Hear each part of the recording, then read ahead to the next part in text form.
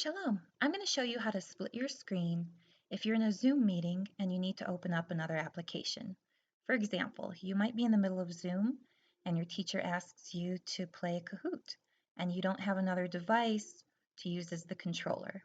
So you're going to want to split your screen so you can see your controller and you could see the Zoom meeting at the same time.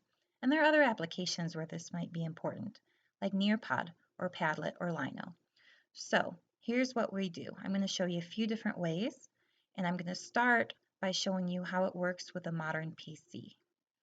So from here, notice I'm in Zoom and it says enter full screen. Most of the time you're going to already be in full screen, so I'm going to click here so that we're in full screen mode. Okay, so this is what you're normally going to see. If that's the case, the first step would be to exit full screen. So we're going to click on that button on the top right, and now you could see we're not in full screen anymore. So one option that we can do is we can go to the bottom of our bar, and if we have a web browser that we can click on to open Kahoot, for example, we should click on that. So I'm going to do that right here.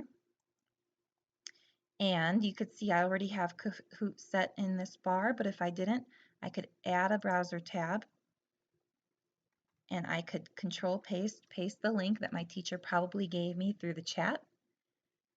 And now it's open in my web browser. Then I'm going to click at the top of the bar here, click and drag to one side. And again, this is for a modern PC with a modern operating system. And notice that there's a very subtle box on the left side, and that's showing me where this is going to go.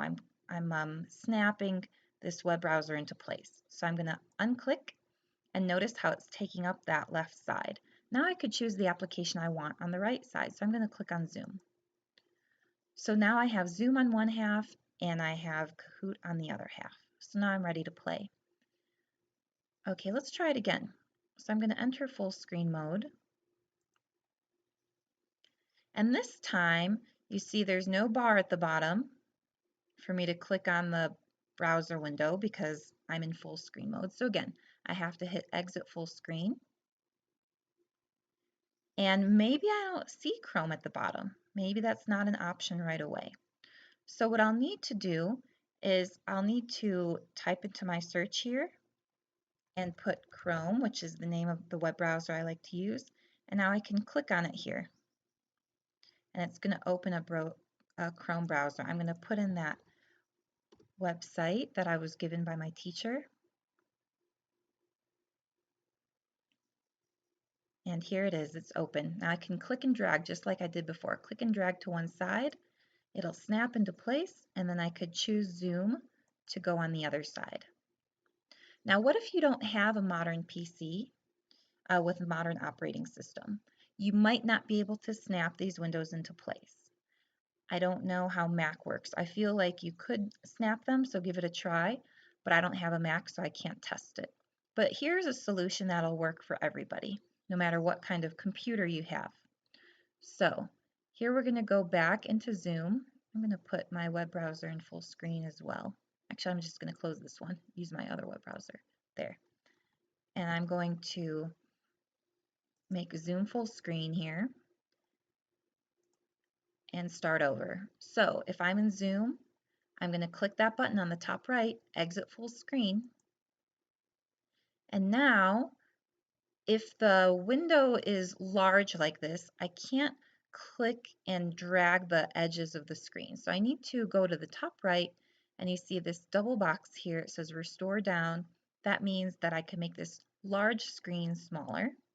So here we go. Now it's not taking up the whole room. So I can move this box wherever I want to. So I'm going to move it to one side of the screen. And now I can grab the edges and I can make them wider or smaller, whatever I want, the top, the side, and the bottom here. And then from the bottom of my bar, I can choose the other window I want. So I want Chrome. If it's not open, again, I can type Chrome into my search down here, but I do have it. So I'm just going to click on Chrome. Oops. And I'm going to make Chrome smaller. So here's the button to make Chrome smaller.